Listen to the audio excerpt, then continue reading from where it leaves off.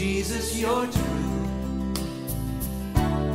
Jesus, you're right. Jesus, you're pure.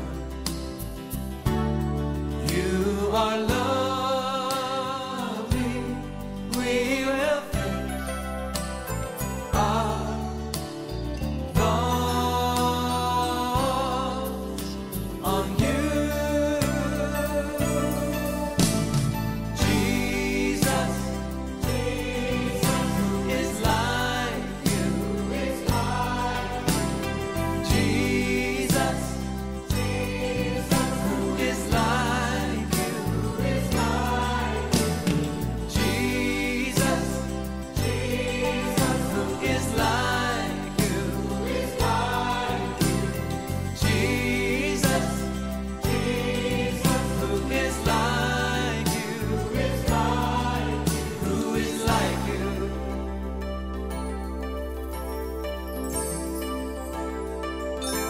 Whatever is true, whatever is right, whatever is pure, whatever is lovely, we will fix our thoughts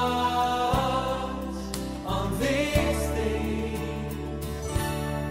Jesus, you're true. Jesus, you're right. Jesus, you're pure. You are lovely. We will fix our thoughts on you.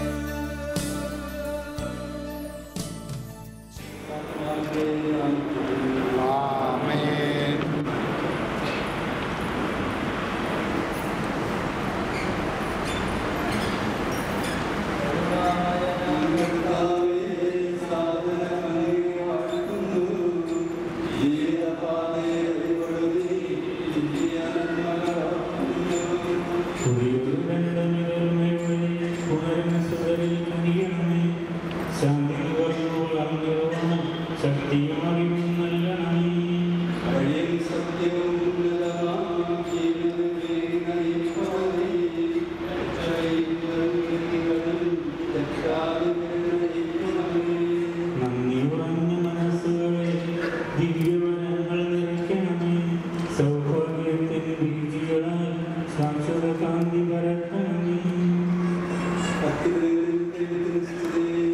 ആമേൻ.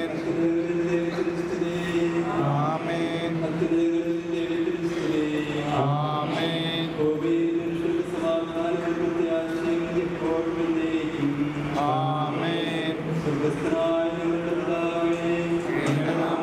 ആമേൻ.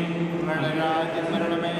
അങ്ങയുടെ തിരുമനസ്സുപോലെ പോലെ ഞങ്ങൾക്ക് ആവശ്യമായ ആഹാരം ഇന്ന് ഞങ്ങൾക്ക് തരണമേ. ഞങ്ങളുടെ കടക്കാരോട് ഞങ്ങൾ ക്ഷമിക്കുന്നത് പോലെ ഞങ്ങളുടെ കടങ്ങളും പാവങ്ങളും ഞങ്ങളോട് ക്ഷമിക്കണമേ. ഞങ്ങളെ പ്രലോഭനത്തിൽ ഉൾപ്പെടുത്തരുതേ, ദുഷ്ടാരൂപിൽ ഞങ്ങളെ രക്ഷിക്കണമേ. എന്തുകൊണ്ടെന്നാൽ രാജ്യവും ശക്തിയും മഹത്വവും എന്നേക്കും അങ്ങയുടേതാകുന്നു. ആമേൻ. അനുഗ്രഹസമ്പന്നനായ ദൈവമേ, വിവാഹമെന്ന ഉദാശ വഴി പരസ്പരം ബന്ധിതരാകുവാനുള്ള ആഗ്രഹവും സന്നദ്ധതയിൽ പരസ്യമായി പ്രഖ്യാപിക്കുവാൻ അങ്ങയുടെ സന്നിധിയിൽ നിൽക്കുന്ന ഈ വധുവരന്മാരെ കാര്യപൂർവ്വം തൃക്കൺപാർക്കണമേ. അങ്ങയുടെ മഹത്വത്തിനാൻ വേണ്ടി അവരെടുത്തിരിക്കുന്ന ഈ തീരുമാനം കുറച്ചു നിൽക്കുവാനുള്ള ശക്തി അവർക്ക് പ്രദാനം ചെയ്യണമേ. വിവാഹ ജീവിതത്തിന്റെ ആകാശം മനസ്സിലാക്കുവാനും ആ ജീവിതത്തിന് വേണ്ടി സ്വയം വിശുദ്ധീകരിക്കുവാനും ഇവരെ സഹായിക്കണമേ. പിതാവുമായ ആമേൻ. നമുക്ക് സ്വർഗീയത്തെ സജ്ജനായ ദൈവത്തെ പ്രകീർത്തിക്കാം. സർവേശാ നീ പരിശുദ്ധൻ, ബലവാനേ നീ പരിശുദ്ധൻ, നിത്യനാഥൻ പരിശുദ്ധൻ, നിത്യകൃപ ഞങ്ങൾ കേൾക്കണമേ. ഞങ്ങളുടെ കർത്താവായ ദൈവമേ, ജീവദായകവുമായ ദിവ്യ സന്ദേശം ശ്രവിക്കുന്നതിനും ഗ്രഹിക്കുന്നതിനും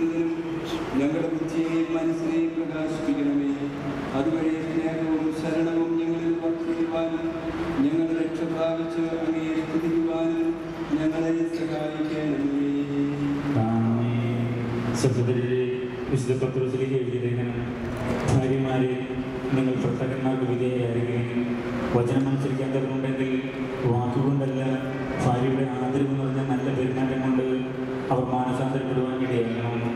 ബാഹ്യമോടിക്ക് വേണ്ടി മുടി തിന്നുകയോ സ്വർണ്ണാഭരണങ്ങൾ അണിയുകയോ വിശിഷ്ട വസ്ത്രങ്ങൾ ധരിക്കുകയോ ചെയ്യരുത്. അലങ്കാരമെല്ലാം ആന്തരികമായിരിക്കണം. അത് മനുഷ്യൻ്റെ ഹൃദയത്തിലായിരിക്കണം. അതായത് സൗമ്യവും ശാന്തവുമായ ആന്തരിക പ്രകൃതി. അത് അക്ഷയമാണ്. അതാണ് ദൈവസന്നിധിയിൽ ഏറ്റവും വിലയുള്ളത്. ദൈവത്തിൽ പ്രതീക്ഷ അർപ്പിച്ചിരുന്ന വിശുദ്ധ സ്ത്രീകൾ തങ്ങളുടെ ഭർത്താക്കന്മാർക്ക് വിധേയരായി സ്വയം അലങ്കരിച്ചത് അങ്ങനെയാണ്.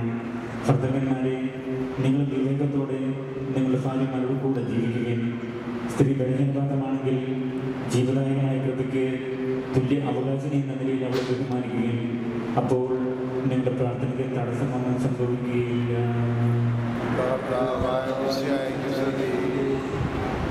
ലോകത്തിന്റെ പ്രകാശവും സ്വർഗത്തിന്റെ അങ്ങേ ഞങ്ങളുടെ പക്കലേക്ക് അനന്തകാലത്തിൽ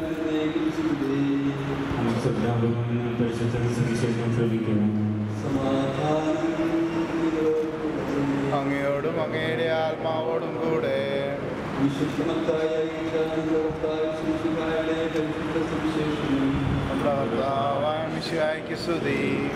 പുരുഷന്മാർ അടുത്തു ചെന്ന് ഈശോയെ പരീക്ഷിക്കുവാനായി ചോദിച്ചു. ഏതെങ്കിലും കാരണത്താൽ ഒരാൾക്ക് തൻ്റെ ഭാര്യയെ പരിത്യജിക്കുവാൻ പാടുള്ളൂ. അവിടുന്ന് അവരോട് അരുളി ചെയ്തു: സൃഷ്ടാവ് ആദ്യം മുതൽ പുരുഷനും സ്ത്രീയുമായ മനുഷ്യനെ സൃഷ്ടിച്ചു. തന്നിടത്തും പുരുഷൻ തൻ്റെ മാതാപിതാക്കന്മാരെ വിട്ട് ഭാര്യയോട് ചേരുമെന്നും അവർ ഇരുവരും ഒരു ശരീരമായി തീരുമെന്നും അവിടുന്ന് അരുളിച്ചൊല്ലിയിട്ടുണ്ട്. ഇതൊന്നും നിങ്ങൾ വായിച്ചിട്ടില്ലേ? ആകയാൽ അവർ രണ്ടല്ല, ഒരു ശരീരമാകുന്നു. ദൈവം യോജിപ്പിച്ചത് മനുഷ്യൻ വേർപെടുത്താതിരിക്കട്ടെ. നമ്മുടെ ഒരു നിമിഷം ഈ വചനത്തെക്കുറിച്ച് നമുക്ക് ധ്യാനിക്കാം. ഈ രണ്ട് സഹോദരങ്ങൾ യോനിയും പരസ്പര ബന്ധുതരാകാൻ വിവാഹം പ്രകാശനത്തിലൂടെ ഒന്നായി തീരുവാനുള്ള ആഗ്രഹം തിരുസഭയുടെ മുമ്പിൽ പ്രകാശിക്കുകയാണ്. തിരുസഭ അവരുടെ ആഗ്രഹത്തെ ആശീർവദിച്ചുകൊണ്ട് പ്രാർത്ഥനയ്ക്കും പരിചിതമായി ഇവരെ ഏതാനും ദിവസങ്ങളിലേക്ക് നയിക്കുക. വിവാഹം എന്ന പരിശുദ്ധ പ്രകാശ സംഭവിക്കാൻ പോകുന്നത് ഇത് അതിനൊരുക്കമായ ഒരു ചെറിയ കാര്യം മാത്രമാണ്. ഒരു സമ്മതം അറിയിക്കുന്നത് മാത്രമാണ് ഇന്നിവിടെ നടക്കുന്ന കർമ്മം. വിവാഹം എന്ന കൂദാശയെ കുറിച്ച് ധ്യാനിക്കാൻ, വിവാഹം എന്ന പരിശുദ്ധ കൂദാശയിലൂടെ ഏറ്റെടുക്കുന്ന വലിയ ഉത്തരവാദിത്വത്തെക്കുറിച്ച് മനസ്സിലാക്കാനും ചിന്തിക്കാനും പരസ്പരം കാര്യങ്ങൾ അറിയാനും ഒരിക്കലും വേർപെടുത്താനാവാത്ത ഈ ബന്ധത്തിലേക്ക് ആത്യന്തികമായി പ്രവേശിക്കുവാനുള്ള തീരുമാനത്തെ ഉറപ്പിക്കുവാനും ഒക്കെയുള്ള സമയമാണ് നിങ്ങൾക്ക് അനുവദിച്ചു തരുന്നത്. ഇതൊരു ആധ്യാത്മിക ഒരുക്കത്തിൻ്റെ കാലമാണ്. ഭൗതികമായ ഒരുക്കങ്ങളല്ല, ആധ്യാത്മികമായ ഒരുക്കമാണ് പ്രധാനമായി നടക്കേണ്ടത്. കാരണം വിവാഹം ഒരു സാമൂഹ്യ കർമ്മം എന്ന വിധത്തിലല്ല നമ്മൾ കാണുന്നത്. അതിലേറെ ഒരു കൂദാശ എന്ന രീതിയിൽ വെറും ഒരു സാമൂഹ്യ കർമ്മമായി കാണുന്ന കാഴ്ചപ്പാട് ലോകത്തിൻ്റെതാണ്. ആധ്യാത്മികമായ ഒരു ബന്ധമാണ് ഇതിൻ്റെ ആഴങ്ങളിൽ നിൽക്കുന്നത്. പത്രോസ്ലീഹ പറഞ്ഞ ലേഖന ഭാഗത്തിൻ്റെ വാക്കുകളാണ് വായിച്ചു കേട്ടത്. അദ്ദേഹം ഭാര്യമാർക്കും ഭർത്താക്കന്മാർക്കും നൽകുന്ന ഉപദേശം, ഭാര്യമാരെ ബാഹ്യമോടിയിലോ പിന്നിയ മുടിയിലോ സ്വർണ്ണാഭരണങ്ങളിലോ വിശിഷ്ട വസ്ത്രങ്ങളിലോ ഒന്നുമല്ല പ്രാധാന്യം അടങ്ങിയിരിക്കുന്നത്. അതൊന്നും വേണ്ട എന്നുള്ള അർത്ഥത്തിലല്ല പത്രോസ്ലീഹ പറയുക. അതല്ല പ്രധാനപ്പെട്ട കാര്യം. അതിനപ്പുറത്ത് മനുഷ്യന്റെ ഹൃദയത്തിലായിരിക്കുന്ന മുൻകരു നൽകുന്നത്. അതായത് ആന്തരികമായ പ്രകൃതി, ആത്മീയമായ ഒരുക്കത്തിൽ ഭൗതികത ഒന്നിപ്പിക്കുന്നു എന്നതിലേറെ ഭിന്നിപ്പിക്കുന്നതാണ്. അത് സൗന്ദര്യമായാലും സമ്പത്തായാലും ഒന്നിപ്പിക്കണമെന്നില്ല. ഭിന്നിപ്പിക്കുന്ന കാര്യമായി മാറും.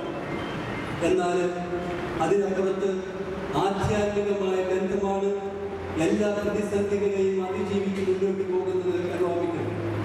ഭൗതികതയിൽ മാത്രമുള്ള ബന്ധമാണ് ഇന്ന് പാശ്ചാത്യ നാടുകൾ നടക്കുന്നത് പോലെ സൗന്ദര്യം കുറയുമ്പോൾ, സമ്പത്ത് കുറയുമ്പോൾ, ആരോഗ്യം കുറയുമ്പോൾ വിട്ടുപോകാം.